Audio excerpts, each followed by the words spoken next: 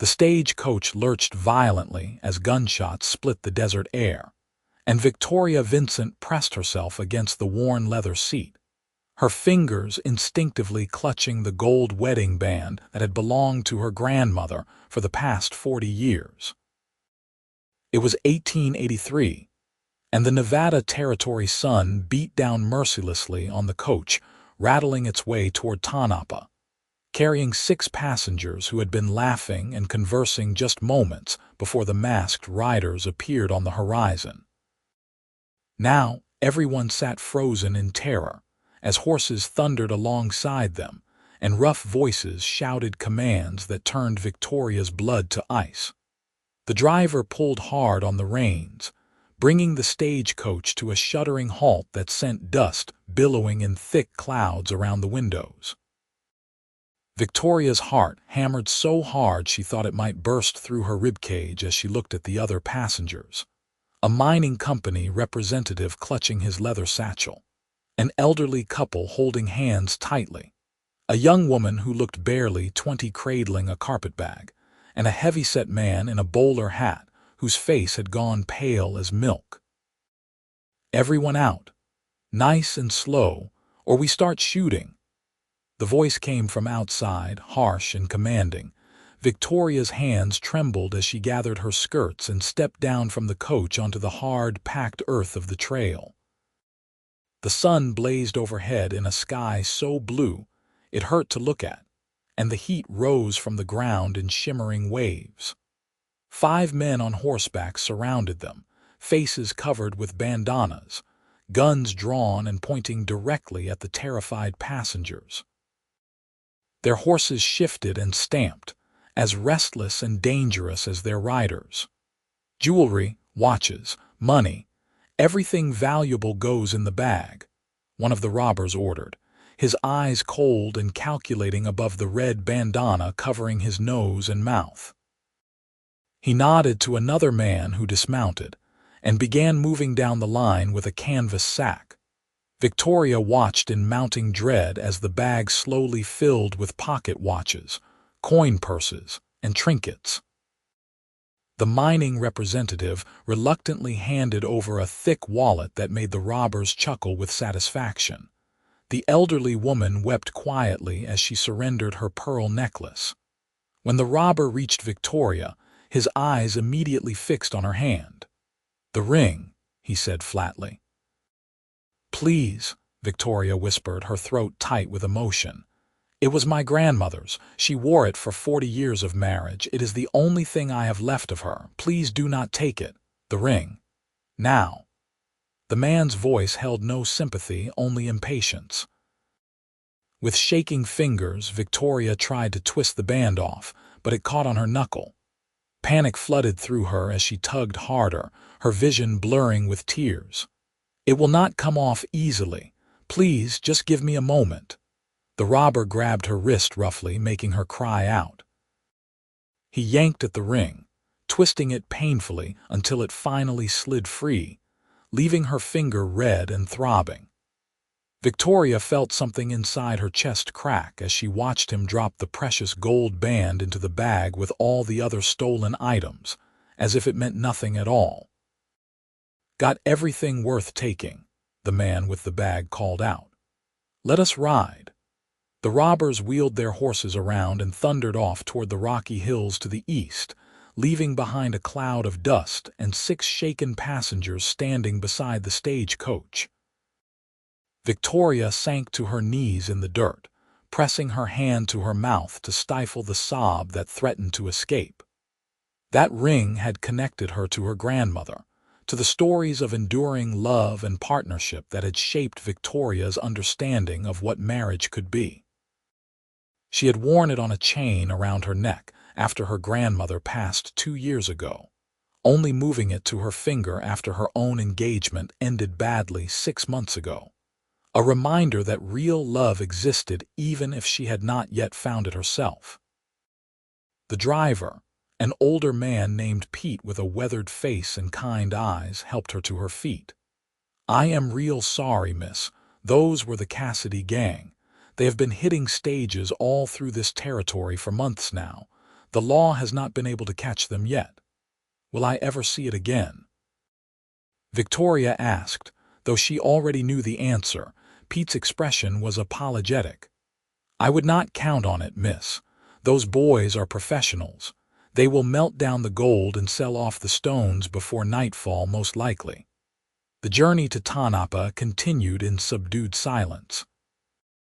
Victoria stared out the window at the endless expanse of sagebrush and sand, at the distant mountains that shimmered purple in the heat, feeling hollowed out and raw. She had been traveling from Sacramento, where she had spent the last year working as a teacher, to take a position at the new schoolhouse in Tanapa. It was supposed to be a fresh start, a chance to build a new life in a growing town that needed educated people. Now she arrived feeling defeated before she even began. Tanapa emerged from the desert like a mirage, a collection of wooden buildings and tents clustered around the silver mines that had drawn thousands of hopeful prospectors to this harsh landscape. The main street bustled with activity, despite the late afternoon heat. Miners trudging toward the saloons, merchants hawking their wares, freight wagons rumbling past loaded with supplies and equipment. The stagecoach pulled up in front of the depot, and Victoria gathered her belongings with mechanical movements, her mind still on that gold ring being carelessly tossed into a bag. She had just stepped down from the coach when a voice called out, "Miss Vincent, Victoria Vincent." A woman in her 50s approached, her face friendly beneath a sensible bonnet, her dress practical but well-made. "I am Margaret Hayes. I run the boarding house where you will be staying. The school board asked me to meet you." "Thank you," Victoria managed, forcing a smile that felt fragile on her face. "I appreciate your kindness." Margaret's sharp eyes took in Victoria's distressed state immediately. "What happened? You look like you have been through an ordeal." As they walked toward the boarding house, Victoria explained about the robbery, about the ring and what it meant to her.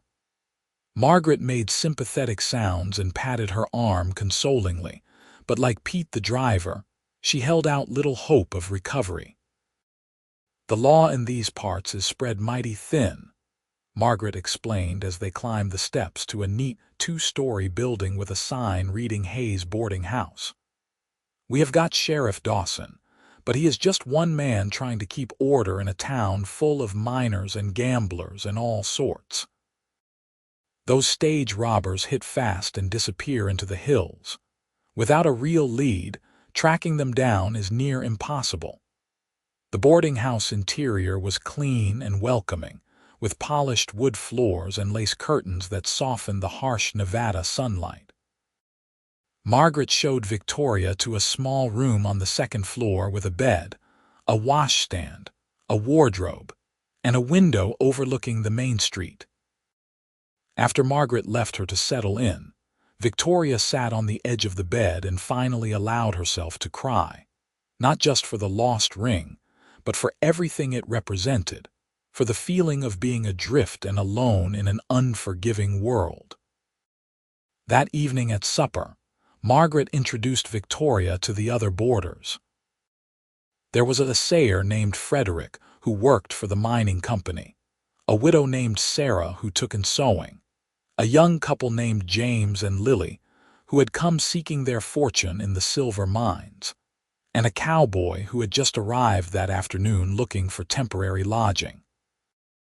"This is Lucas Ashford," Margaret said, gesturing to a man in his late 20s who rose politely from his seat. "He is passing through on his way to deliver some horses to a ranch near Austin."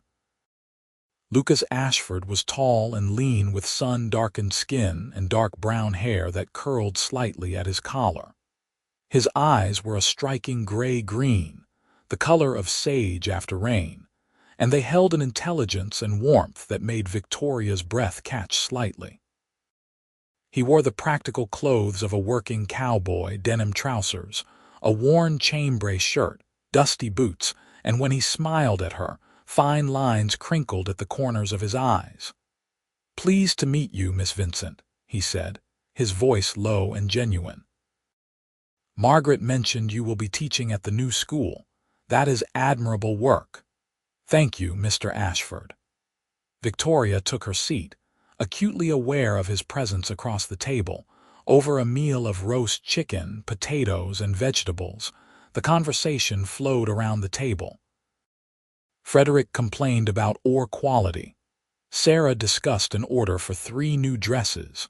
James and Lily talked excitedly about a promising claim they had heard about. When someone asked Victoria about her journey, she found herself recounting the robbery once more, her voice catching when she described the ring. Lucas listened intently, his expression growing serious. "The Cassidy gang?" he asked. "5 riders, red bandanas."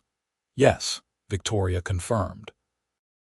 "The driver said they have been operating in this area for months." Lucas exchanged a glance with Margaret. "I heard about them up in Carson City. They have been hitting stages, freight wagons, even a few mining payrolls. Real organized bunch from what folks say."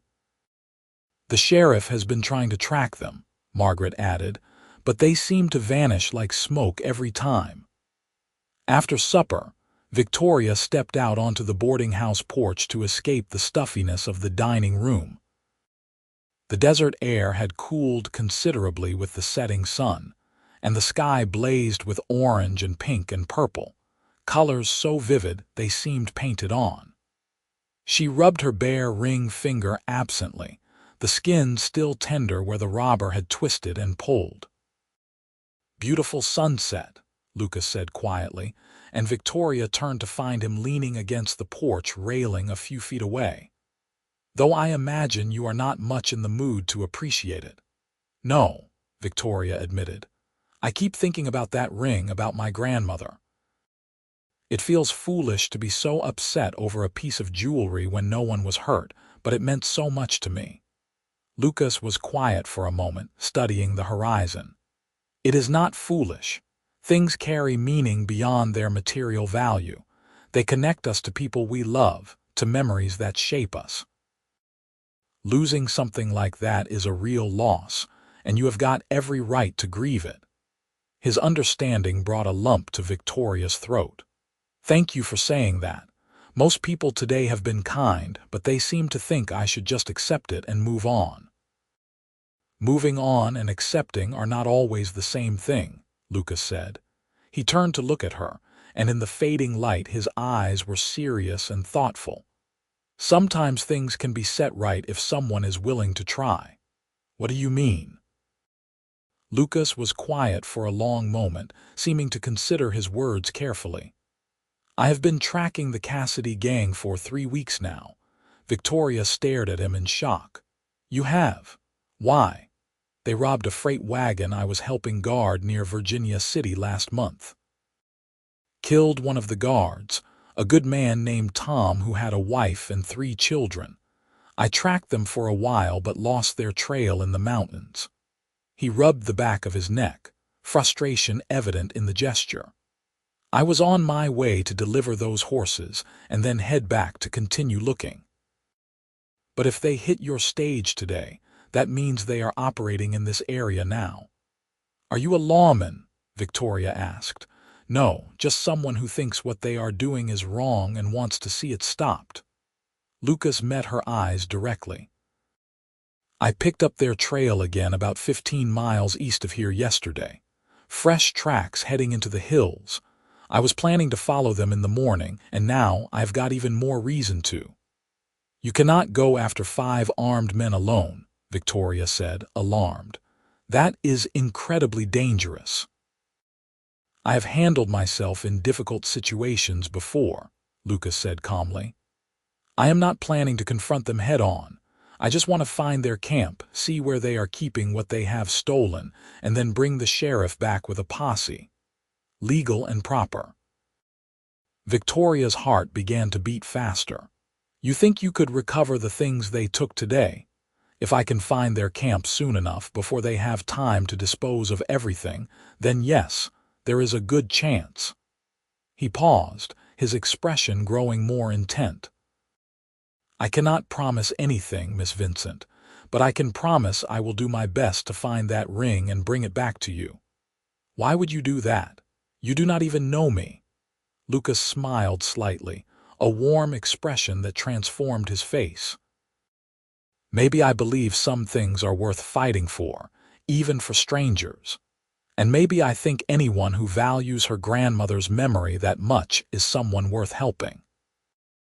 That night, Victoria lay awake in her narrow bed, listening to the sounds of Tanapa settling into darkness, the distant tinny music from the saloons, the occasional shout or burst of laughter, the footsteps of miners walking past on the street below.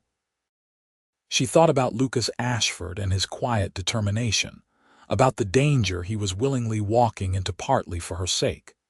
They had only just met, but something about him felt solid and trustworthy in a way Victoria had rarely encountered.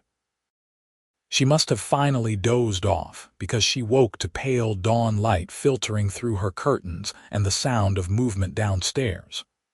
When she dressed and went down to the dining room, Margaret was setting out breakfast, but Lucas's place at the table sat empty.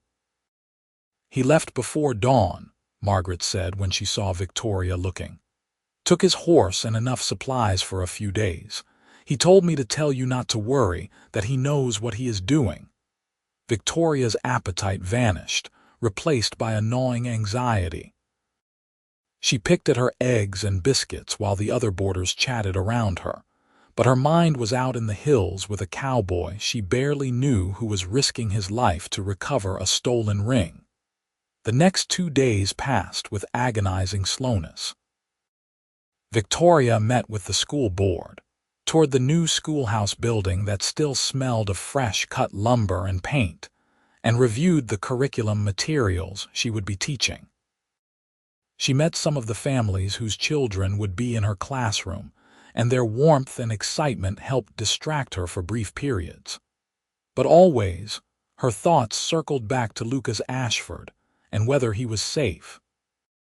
On the third morning, Victoria was helping Margaret hang laundry in the yard behind the boarding house when Sarah came running out, her face flushed with excitement. "There are riders coming in," she called. "It looks like the sheriff and a whole group of men, and they have got prisoners with them." Victoria dropped the sheet she had been pinning and ran around to the front of the house. A crowd was already gathering on Main Street as Sheriff Dawson rode in at the head of a group of perhaps 8 or 10 men. Behind them, hands bound and looking sullen and defeated, rode 5 men Victoria recognized immediately as the Stagecoach robbers. And there, riding beside the sheriff on a dusty bay horse, was Lucas Ashford. Relief so intense it made her dizzy flooded through Victoria. Lucas was alive, he was safe, and apparently his mission had been successful. She pressed through the crowd as the riders dismounted in front of the sheriff's office. "Got the whole Cassidy gang," Sheriff Dawson was announcing proudly to the assembled townspeople. "Thanks to Mr. Ashford here, who tracked them to their camp up in the Monitor Range, and then came and got me to make it official. We found thousands of dollars worth of stolen goods, including items from at least a dozen robberies over the past few months." The crowd erupted in cheers and applause. Victoria could see the stolen goods piled on pack horses, bags and boxes and bundles. Her eyes searched desperately through the chaos, and then Lucas turned and saw her. His face was dusty and tired, with several days' worth of stubble darkening his jaw, but when their eyes met he smiled, and Victoria felt something shift and settle in her chest. He made his way through the crowd toward her, and when he reached her side, he pulled something from his pocket. "I believe this belongs to you."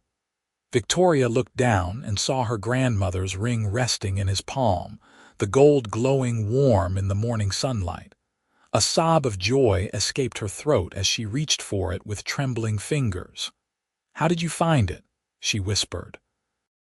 "There must have been so many stolen items." "I remembered exactly what you said about it. Plain gold band, worn smooth from 40 years of wear, with a tiny inscription inside that said, "Forever yours." When I found their camp and saw all the loot spread out, I looked through every single piece until I found it. Lucas's voice was gentle. I wanted to make sure it was safe before we moved in to arrest them. Victoria clutched the ring to her heart, tears streaming down her face. "Thank you. Thank you so much. I do not know how I can ever repay you." "Seeing your face right now is payment enough," Lucas said softly. The sheriff was calling for Lucas, needing his statement and testimony about the capture. Lucas squeezed Victoria's hand briefly before turning back to his duties, but he glanced back at her several times as he walked away, and each time their eyes met, Victoria felt warmth spreading through her entire body. That evening, Margaret hosted a special celebratory dinner for Lucas at the boarding house, inviting several townspeople who wanted to thank him personally.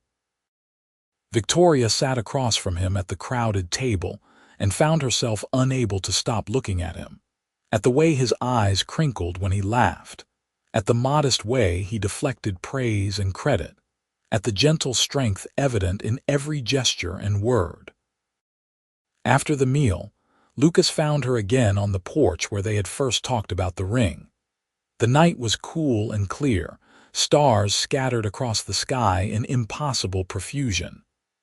"I should be moving on tomorrow," Lucas said, though his tone suggested he was not entirely happy about the prospect. "Those horses are not going to deliver themselves, and I have already delayed longer than planned." Victoria felt her heart sink. "Of course, you have your obligations." "But I was thinking," Lucas continued, turning to face her directly, "that maybe I could come back through Tanapa on my way south in a few weeks, if you would like that." "I would like that very much," Victoria said, her voice barely above a whisper. Lucas reached out slowly, giving her time to pull away if she wanted, and gently took her left hand in his. He looked down at the ring now back on her finger where it belonged.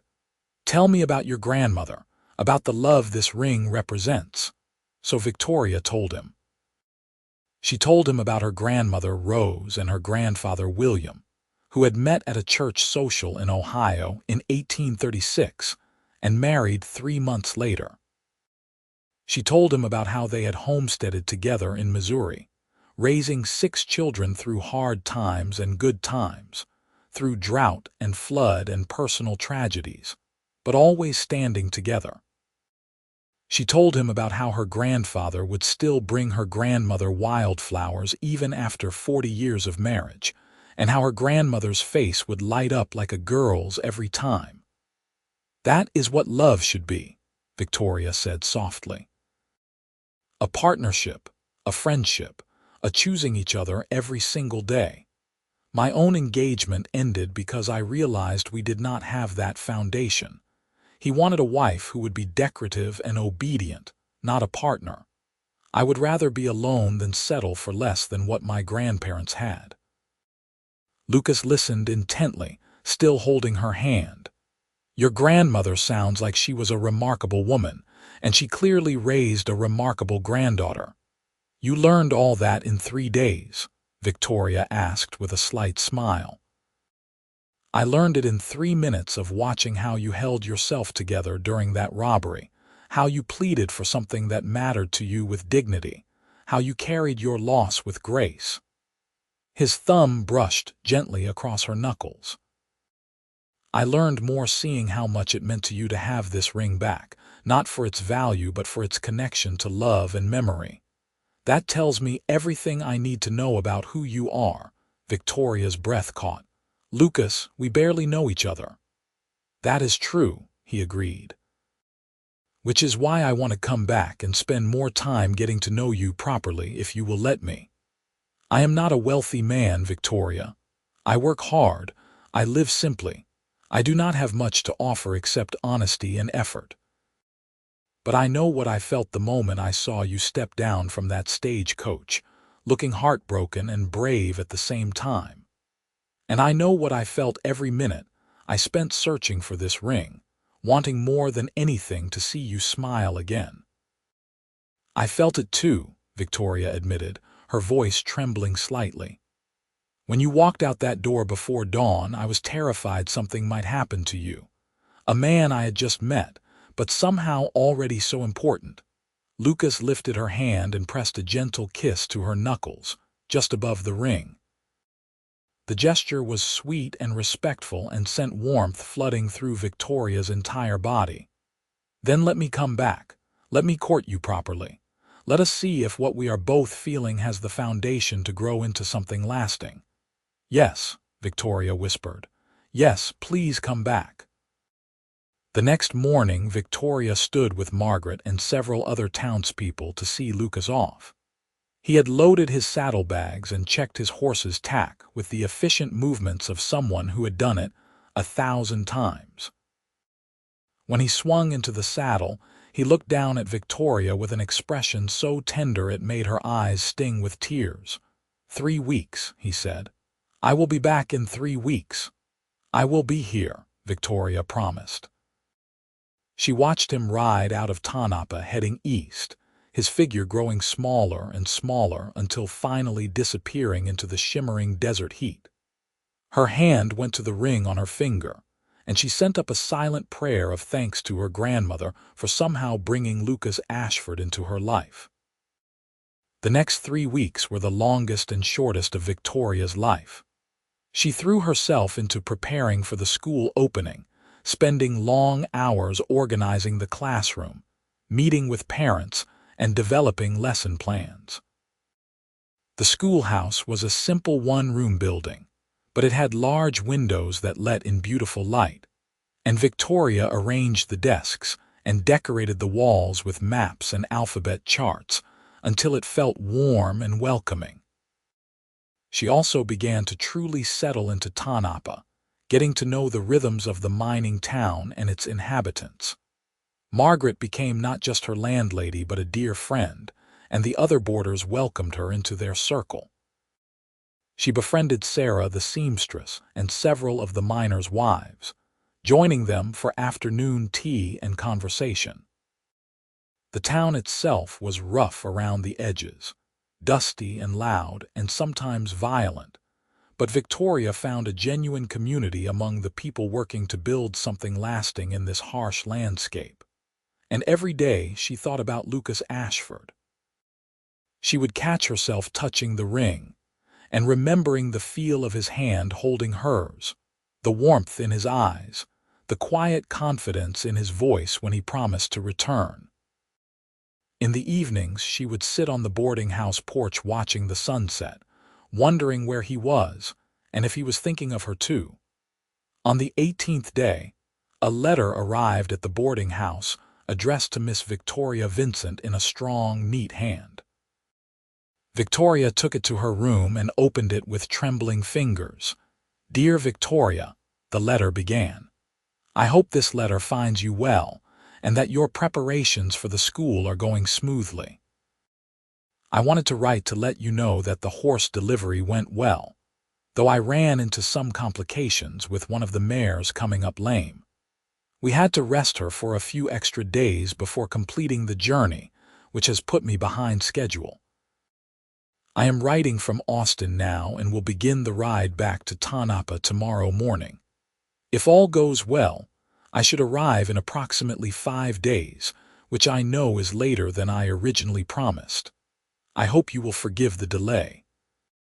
Not a day has passed that I have not thought about you, about your smile and your courage, and the way you told me about your grandmother's love story. I find myself wanting to know everything about you, your thoughts and dreams and all the small details that make you who you are. I have spent years moving from place to place, never feeling particularly rooted anywhere, but the thought of Tanapa now feels like the thought of home because you are there. I hope that does not sound too forward. I do not want to presume anything about your feelings. But I did promise you honesty, and honestly, you have captured my heart in a way I did not think possible. I will see you very soon. Until then, I remain yours, Lucas Ashford, Victoria read the letter 3 times, then pressed it to her chest and smiled so wide her cheeks hurt. He was coming back, just as he had promised. The delay did not matter. What mattered was the warmth and sincerity in every line, the way he opened his heart to her with such unguarded honesty.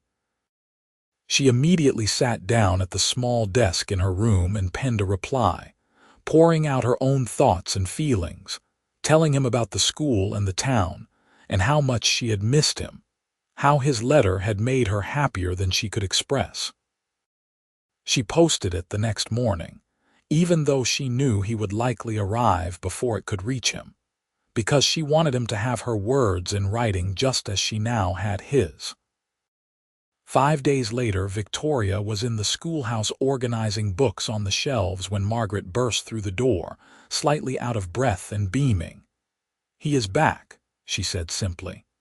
"Just rode into town about 10 minutes ago." Victoria's hands went immediately to her hair, smoothing it back, then to her dress, checking for dust. "How do I look?" "Like a woman in love," Margaret said kindly. "Now go. He is at the livery stable tending to his horse." Victoria walked quickly down Main Street, her heart hammering so hard she felt light-headed. The livery stable was at the far end of town, a large barn structure that smelled of hay and horses and leather. She stepped inside, letting her eyes adjust to the dimmer light, and then she saw him. Lucas was brushing down his bay horse, his back to the door, humming quietly to himself. He wore the same practical work clothes he had left in, dusty from the road, his hair slightly longer now and curling at his collar. Victoria must have made some sound because he turned, and the moment his eyes found her, his entire face transformed with joy. "Victoria," he breathed, and then he was striding toward her, and Victoria was running to meet him. They collided in the middle of the barn, Lucas catching her up in his arms and spinning her around once before setting her down gently. His hands cupped her face, his eyes searching hers as if memorizing every detail.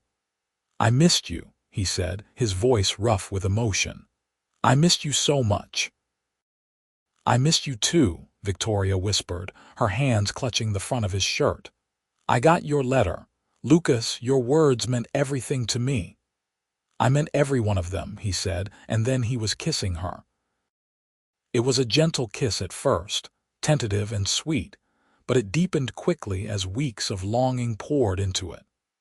Victoria had been kissed before during her failed engagement, but those kisses had been passionless and dutiful, nothing like the fire that ignited now in her entire body. Lucas kissed her like she was precious and essential, like he had been waiting his whole life for this moment. And Victoria responded with equal intensity, her arms winding around his neck to pull him closer. When they finally broke apart, both breathing hard, Lucas rested his forehead against hers. "I want to do this properly," he said. "I want to court you the right way, take you to dinner, walk with you, let the whole town see that I am serious about my intentions. But I also need you to know that I already love you. I think I loved you from the moment I first saw you, and every moment since has only made it stronger." "I love you too," Victoria said, tears of happiness sliding down her cheeks. "Is it crazy that I am so certain so quickly?" "No crazier than me riding back here as fast as my horse could carry me because 3 weeks felt like 3 years. Lucas kissed her again, soft and lingering. "Victoria Vincent, may I have the honor of courting you?"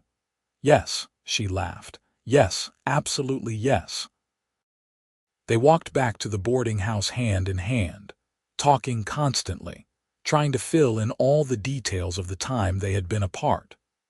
Lucas told her about the journey, about the rancher who had bought the horses, about the small towns and wide open spaces he had passed through. Victoria told him about the school preparations, about the families she had met, about how Tanapa was beginning to feel like home. Over the following weeks, Lucas became a fixture in Victoria's daily life. He had taken work at one of the larger ranches just outside of town, breaking horses and managing cattle, which allowed him to stay in the area. Every evening when Victoria finished at the schoolhouse, Lucas would be waiting to walk her back to the boarding house. They would sit on the porch talking until late, sharing their histories and dreams and fears with the kind of openness that comes when two people recognize they have found something rare and precious. Lucas told her about growing up on a small ranch in Colorado, about losing his parents to illness when he was 19, about the years he had spent drifting from job to job, never quite finding a place where he belonged. He told her about the men he had worked with, some good and some bad, about close calls and hard lessons learned. He spoke with quiet pain about the friends he had lost, including Tom, whose death at the hands of the Cassidy gang had driven him to seek justice. Victoria shared her own story, about growing up in Sacramento as the only child of a merchant and his wife, about how she had always loved learning and teaching, about the engagement that had ended when she realized her fiancé wanted to control rather than partner with her. She told him about the loneliness of the past year, about feeling adrift and wondering if she would ever find the kind of love her grandparents had shared. "You have found it now," Lucas told her, holding her close on the porch swing as stars wheeled overhead.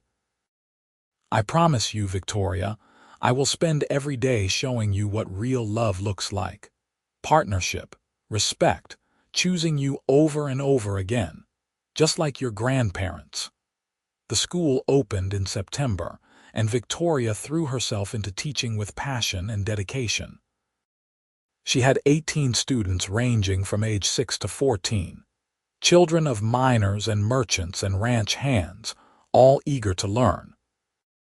Lucas would sometimes stop by at lunchtime to bring her a meal Margaret had packed, and the children quickly grew to adore him, begging for stories about horses and cattle drives and life on the range. On weekends, Lucas would take Victoria riding out into the desert, showing her the harsh beauty of the Nevada landscape. They would pack a picnic and spend hours exploring, finding hidden springs and ancient rock formations, watching eagles soar overhead and coyotes slip through the sagebrush. Victoria learned to read the land the way Lucas did, seeing the stories written in tracks and weather patterns and the way plants grew. She felt herself becoming stronger, more confident, more connected to this place that was now her home. In October, Lucas took Victoria to a harvest dance in town. She wore her best dress, a deep blue cotton that brought out her eyes, and Lucas wore a clean white shirt and string tie that made him look almost painfully handsome. They danced together in the decorated town hall, Lucas's hand warm and sure on her waist, guiding her through reels and waltzes while the fiddle music soared. Victoria felt like she was floating, surrounded by friendly faces and laughter, and the arms of the man she loved. During a slow waltz, Lucas pulled her close and whispered, "I want to marry you, Victoria. I know it has only been a few months, but I am absolutely certain. You are everything I have ever wanted, everything I did not even know to hope for. Will you think about it? About becoming my wife?" Victoria's heart felt like it might burst. "I do not need to think about it," she whispered back. "Yes, yes, I will marry you." Lucas stopped dancing right there in the middle of the floor and kissed her deeply, not caring that everyone was watching. The room erupted in cheers and applause, and suddenly they were surrounded by well-wishers offering congratulations. "I do not have a ring yet," Lucas said, looking slightly embarrassed. "I wanted to ask you properly first, get something worthy of you." Victoria held up her left hand, where her grandmother's ring gleamed in the lamplight. "I have a ring. This ring brought us together, and it represents exactly the kind of love I want to build with you. I cannot think of anything more perfect to wear." Lucas lifted her hand and kissed the ring gently. "Then I will get you a wedding band to go with it, something we can choose together. They were married 6 weeks later in a simple ceremony at the small church in Tanapa. Victoria wore a cream-colored dress that Sarah had sewn for her, with delicate embroidery at the collar and cuffs. Margaret and Sarah stood up as her witnesses, while Lucas asked Frederick from the boarding house to stand with him. Sheriff Dawson attended, as did many of the townspeople who had come to know and love the young teacher and the cowboy who had brought down the Cassidy gang. When Lucas slid the gold wedding band onto Victoria's finger to join her grandmother's ring, his eyes were bright with tears. "I promise to love you, honor you, and choose you every single day for the rest of my life," he said, his voice strong and clear. "You are my home, my heart, my everything." "And you are mine," Victoria replied, her own voice thick with emotion. "I promise to stand beside you in joy and hardship, to be your partner and your friend, to love you with the kind of devotion that lasts 40 years and beyond." They kissed as husband and wife, and the church erupted in joyful noise. Outside, people threw rice and cheered as Lucas lifted Victoria into his arms and carried her down the church steps, both of them laughing like children. Lucas had been saving his wages and had purchased a small parcel of land just outside Tanapa with a tiny house and a barn. It was not much, but it was theirs, a place to start building a life together. That first night as husband and wife, they stood together on the porch of their new home, looking out at the desert landscape silvered by moonlight. "Happy?" Lucas asked, his arm around Victoria's waist. "Happier than I ever imagined possible," Victoria said honestly. "Lucas, I keep thinking about that day on the stagecoach, how devastated I was to lose my grandmother's ring. If that had not happened, I never would have met you. It is strange how something that felt so terrible led to something so wonderful." "Maybe your grandmother had a hand in it," Lucas suggested gently, "making sure you found the kind of love she had, even if it took a robbery and a fool cowboy to make it happen." Victoria turned in his arms and kissed him deeply. "You are not a fool. You are brave and honorable and kind, and I love you more than words can say." That night, they came together as husband and wife with tenderness and passion, learning each other's bodies with the same joy and wonder they had brought to learning each other's hearts and minds. Victoria had been nervous about this aspect of marriage, but with Lucas everything felt natural and right, a physical expression of the deep connection they already shared.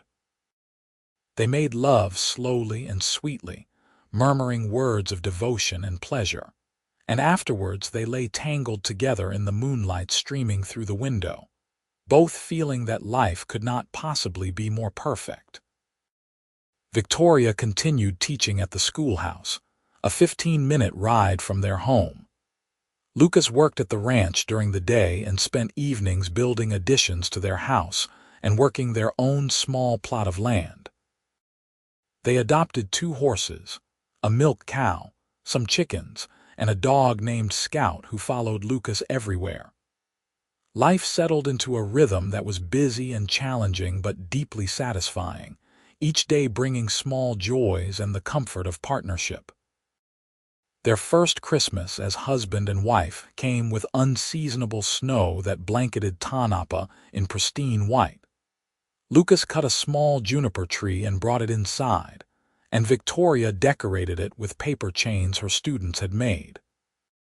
They exchanged simple gifts: a new bridle Lucas had been needing, a beautiful shawl Sarah had woven for Victoria, but the greatest gift was simply being together, warm and safe while wind howled outside.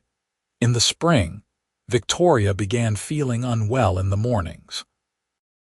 At first she attributed it to something she had eaten, but when the nausea persisted for 2 weeks, Margaret pulled her aside with a knowing smile. "How long since your monthly courses?" Margaret asked bluntly. Victoria counted back and felt her eyes widen. 7 weeks. Oh my goodness. Do you think I think you better see the doctor, but I would bet my boarding house you are expecting, Margaret said warmly, pulling Victoria into a hug. Dr. Mitchell confirmed it that afternoon. Victoria was indeed pregnant, probably about 8 weeks along, with the baby expected to arrive in late October. Victoria walked out of his office in a daze, one hand pressed to her still flat stomach, overwhelmed with joy and fear in equal measure. She waited until that evening when Lucas came home tired and dusty from a long day working cattle. He washed up at the pump outside and came in to find Victoria standing in the kitchen with tears running down her face. "What is wrong?" he asked immediately, crossing to her with alarm on his face. "Are you hurt? What happened?"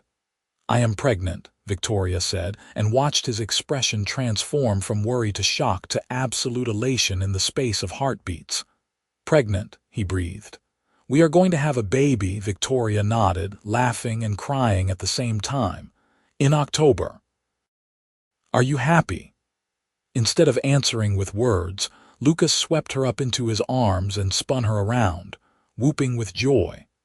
Scout barked excitedly, caught up in the happiness without understanding why, and Lucas set Victoria down carefully, as if she might break. "Happy does not begin to cover it," he said, kneeling down and pressing his face to her stomach. "Hello in there, little one. I am your father, and I love you so much already." Victoria ran her fingers through his hair, overwhelmed with love for this man who had somehow become her entire world. "You are going to be such a wonderful father." "I am going to try," Lucas said, standing and pulling her into a gentle embrace. "Just like I try every day to be worthy of being your husband. Victoria, you have given me everything. A home, a purpose, love, and now a family. I never imagined I could be this blessed." The pregnancy progressed smoothly through the summer, though the Nevada heat made Victoria uncomfortable as she grew larger. Lucas was endlessly attentive, taking over all the heavy chores, insisting she rest frequently, bringing her cold water and fanning her when the temperature soared. The townspeople rallied around them as well, with the miners' wives hosting a baby gathering where Victoria received handmade quilts, tiny knitted clothes, and an intricately carved wooden cradle Lucas's boss at the ranch had made. Victoria taught through the end of the school year in June, then reluctantly informed the school board she would need to take the fall term off for the baby's arrival.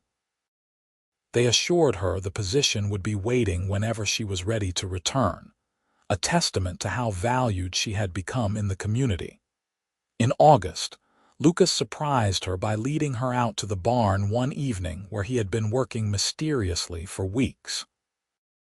Inside, he had converted one of the stalls into a beautiful nursery space, with the carved cradle positioned near a window, shelves for clothes and supplies, and a comfortable rocking chair where Victoria could nurse and soothe the baby. "I know it is not traditional to have the nursery in the barn," Lucas said, looking slightly sheepish. "But it stays cooler in here than the house, and I thought with the fall weather it would be perfect. Once winter comes, we will move everything inside, but for those first months I wanted you both to be comfortable." Victoria threw her arms around him, deeply moved by his thoughtfulness. "It is perfect. Everything is perfect." Labor began on October 23rd, a cool, clear day with the aspens turning gold in the distant mountains. Lucas rode for the doctor and Margaret while Victoria paced the house, breathing through the mounting contractions. By the time they arrived, labor was progressing quickly, and Victoria found herself grateful for Margaret's calm presence and the doctor's quiet competence. Lucas held her hand through it all, murmuring encouragement, wiping her forehead with a cool cloth, never once flinching even when she squeezed his hand hard enough to leave bruises. The pain was intense, more than Victoria had imagined, but every time she thought she could not bear any more, she would look into Lucas's eyes and find the strength to continue. Just after midnight, their son entered the world with a lusty cry that made both parents laugh with relief and joy. Dr. Mitchell cleaned him up and placed him in Victoria's arms, a perfect tiny human with dark hair and gray-green eyes that would surely deepen to match his father's. "He is beautiful," Lucas whispered, touching the baby's tiny fist with one finger. "Victoria, he is absolutely perfect." "What should we name him?" Victoria asked, unable to look away from her son's face. They had discussed names throughout the pregnancy but never quite settled on one. Now, holding their child, Lucas said quietly, "What about William?" "For your grandfather, the man whose love story brought us together." Tears spilled down Victoria's cheeks. "William, yes, William Lucas Ashford." Lucas kissed her forehead gently. "William Lucas Ashford, welcome to the world, son. We are going to love you so much." The first weeks of parenthood were exhausting and wonderful in equal measure. William was a good baby overall, but he woke frequently to nurse, and Victoria felt like she barely slept at all. Lucas helped as much as he could, bringing the baby to Victoria for night feedings, changing diapers, walking the floor with William when he was fussy, all while still working full days at the ranch. They were both operating on minimal sleep, but the joy of watching their son grow and change daily made every difficult moment worthwhile. As fall turned to winter, they moved the nursery into the house as Lucas had planned, setting it up in the small second bedroom. Victoria marveled at how their lives had transformed, how this tiny person had become the center of everything. She loved nursing William late at night with only lamplight for company, loved watching Lucas hold their son with such tender care, loved the little family they had created together. In December, Victoria's parents made the long journey from Sacramento to meet their grandson. Her mother fussed over William endlessly, while her father, initially skeptical of Victoria's hasty marriage to a cowboy, was completely won over by Lucas's integrity and obvious devotion to his family. They stayed for 2 weeks, and when they departed, her mother pressed a package into Victoria's hands. Inside was her grandmother Rose's wedding dress, carefully preserved all these years, along with a letter her grandmother had written shortly before her death. Victoria read it with tears streaming down her face. Her grandmother had written about her own marriage, about the joys and challenges of building a life with someone, about how real love was not just passion but partnership, not just romance but choosing each other when things got difficult. She had written that she hoped Victoria would one day find what she and William had shared, a love that lasted and deepened with time. "She would be so happy for you," Victoria's mother said, embracing her daughter. "You found exactly what she wanted for you, sweetheart. A good man who loves you truly, a home you have built together, a beautiful family. She would be so very proud." After her parents left, Victoria showed Lucas the letter. He read it carefully, then looked up at her with emotion shining in his eyes. "That is what I want for us," he said. 40 years, 50 years, however long we are given. I want to keep choosing you, keep loving you, keep building this life together. Through easy times and hard times, through joys and sorrows, always together." "Always together," Victoria agreed, and they sealed the promise with a kiss. The years unfolded with both expected rhythms and unexpected joys. William grew from infant to toddler to little boy, bright and curious and full of energy. When he was 2, Victoria discovered she was pregnant again, and in the summer of 1887 they welcomed a daughter they named Rose Margaret, honoring both Victoria's grandmother and the kind boarding house keeper who had become like family. Lucas continued working at the ranch and slowly expanded their own property, adding more land and livestock. Victoria returned to teaching when William was old enough for school, bringing both her children with her to the schoolhouse where they learned alongside the other students. Money was often tight, and there were difficult seasons when rain did not come or when illness swept through the town. But they weathered every challenge together, their partnership growing stronger with each passing year. When William was 6 and Rose was 4, Victoria found herself pregnant once more. This pregnancy was harder than the previous two, and she felt exhausted and unwell much of the time. Lucas took on even more of the household duties, and Margaret came out frequently to help with the children and cooking. In March of 1889, after a long and difficult labor, Victoria gave birth to twin boys they named Thomas Lucas and James William. The twins were a handful from the start, energetic and mischievous and utterly delightful. The little house that had seemed cozy for two now bulged at the seams with 6 people, and Lucas began planning an addition, 2 more bedrooms and a larger kitchen. With help from neighbors and friends, the addition was completed by the following summer, giving the growing family much-needed space. Life was chaotic with 4 young children, but it was also filled with laughter and love. Lucas would come home exhausted from work to be immediately swarmed by his children demanding his attention, and Victoria would watch him sink to the floor and let them climb all over him, his face alight with joy despite his tiredness. In those moments, she would touch the 2 rings on her finger, her grandmother's and her wedding band, and send up a silent prayer of gratitude for the life they had built. The children grew and thrived. William showed an aptitude for working with animals just like his father, spending every spare moment at the ranch learning everything Lucas could teach him. Rose was quiet and bookish, often found with her nose in one of the schoolhouse books, already reading far above her age level. The twins were inseparable and adventurous, constantly getting into scrapes and mischief that kept their parents on their toes. When William was 12, he asked his father about the story of how his parents had met. Lucas and Victoria sat their children down that evening and told them the whole tale about the robbery, the stolen ring, the quest to recover it, and the love that had grown from that unlikely beginning. "So Grandmother Rose's ring brought you together?" Rose asked, her eyes wide. "In a way," Victoria said, looking at the rings that had not left her finger in 13 years. "It reminded me what real love looked like, and it brought someone into my life who showed me that love was possible.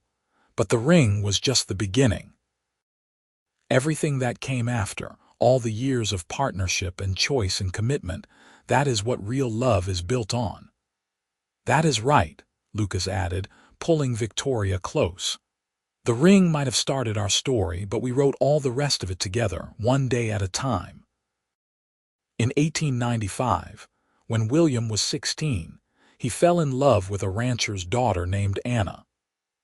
Lucas and Victoria watched their eldest navigate the excitement and nervousness of young romance, offering advice when asked, but mostly letting him find his way.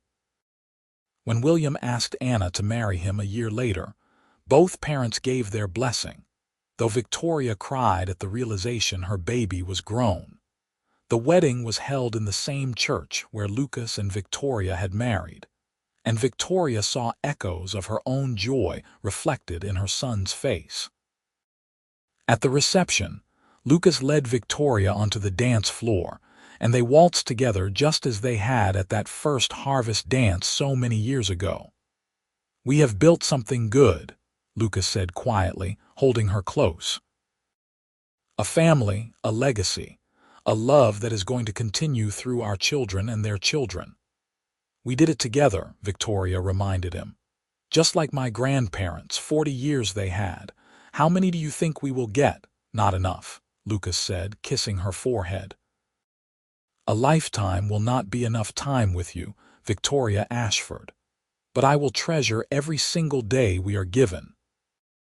They danced in comfortable silence, surrounded by family and friends, by the life they had created through hard work and devotion, and the kind of love that chose partnership over passion, steady commitment over grand gestures.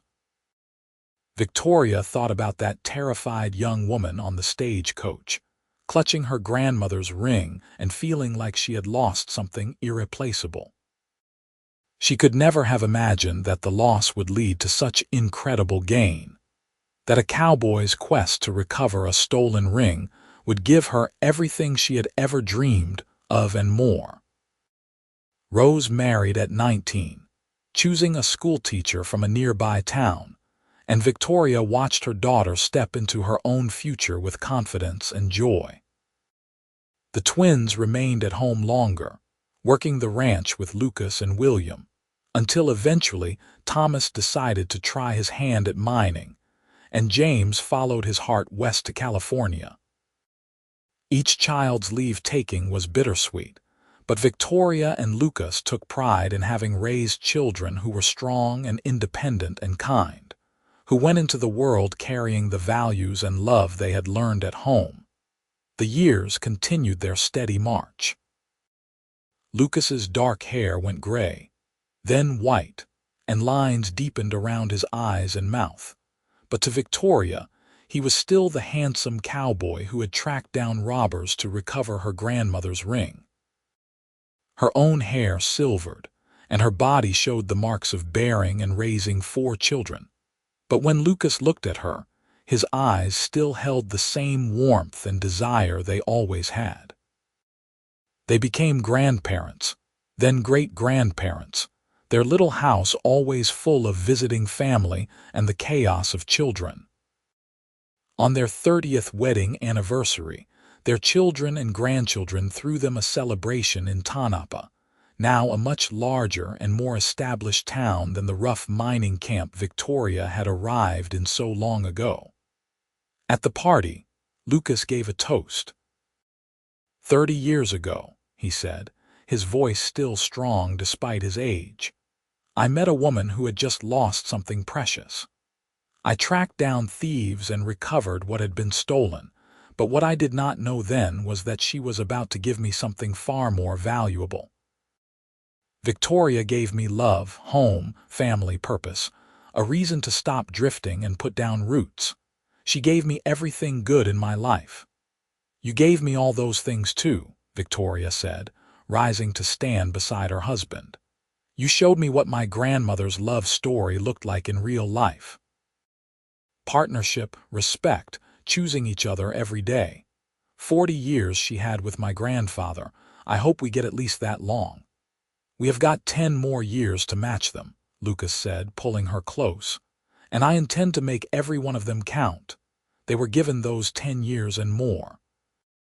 On their 40th anniversary, Victoria and Lucas renewed their vows in the same church where they had married, surrounded by 4 generations of family. Victoria wore her grandmother's ring and the wedding band Lucas had given her 40 years before, both worn smooth now from decades of wear, just as her grandmother's had been.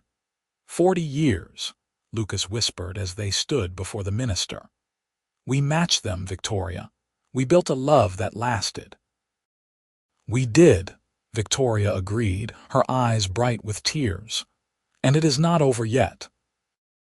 They were given 4 more years, 4 precious years of watching their family grow and thrive, of quiet mornings on the porch watching the sunrise over the desert they had both come to love, of holding hands and sharing stories and simply being together. Lucas passed away peacefully in his sleep on a cool October night in 1929, just days after their 44th anniversary. Victoria woke to find him gone, his face peaceful, his hand still holding hers. The grief was crushing, a physical weight that made it hard to breathe, but even through the pain Victoria felt profound gratitude for every year, every day, every moment they had shared. At his funeral, Victoria stood before the gathered family and friends and told the story one more time, about a stagecoach robbery, a stolen ring, and a cowboy brave enough to track down thieves for a woman he barely knew. She told them about how that single act of kindness had led to a lifetime of love, about how Lucas Ashford had been the best partner, friend, and father anyone could ask for. "He kept his promise," Victoria said, touching the rings on her finger. "He chose me every single day for 44 years. He loved me the way my grandmother was loved, with devotion and respect and partnership. And I was blessed beyond measure to be able to love him the same way in return."